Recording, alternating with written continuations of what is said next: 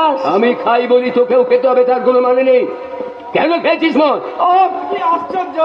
এই ছোট্ট একটা ব্যাপারে তুই কেন এত কৈফিয়ত চাইছিস? তোর কাছে কৈফিয়ত চাইবার অধিকার ওর আছে বলে? না না না না না মা, সব ব্যাপারে নেই। এখন আমিও বড় হয়েছি, আমারও তো কিছু ব্যক্তিগত। কি বললি? ব্যক্তিগত? হ্যাঁ, ঠিকই তো বলছি। না, তুই একদম ঠিক কথা বলছিস না। তুই এখনো পড়াশোনা করছিস, তোকে আরো পড়তে হবে, এই সমাজের বুকে মাথা উঁচু করে তোকে দাঁড়াতে হবে।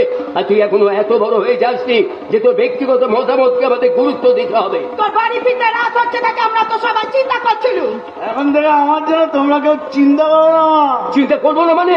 দেখ দাদা, এই ছোটবেলা থেকে না তুই আমার জন্য অনেক করেছিস, এবার আমার করার পালা।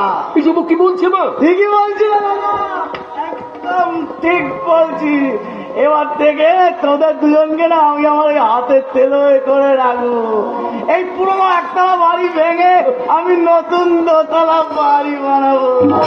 ছোট খোকা, তোর বাবারই তৈরি করা বাড়ি তুই ভেঙে দিবি? আরে তুই কি পাগল হয়ে গেছিস? এতে পাগলামি কি দেখলে মা? আমি তো তোমাদের জন্য। ভাই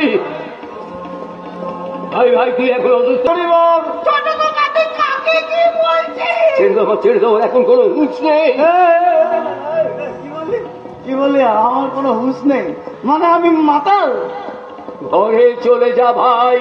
ও দাদা, আমি মাতাল নই রে, একদম মন থেকে বলছি। ছোটবেলা থেকে না তুই আমার পেছনে অনেক খরচা করেছিস, আমাকে প্রচুর হাত খরচা দিয়েছিস।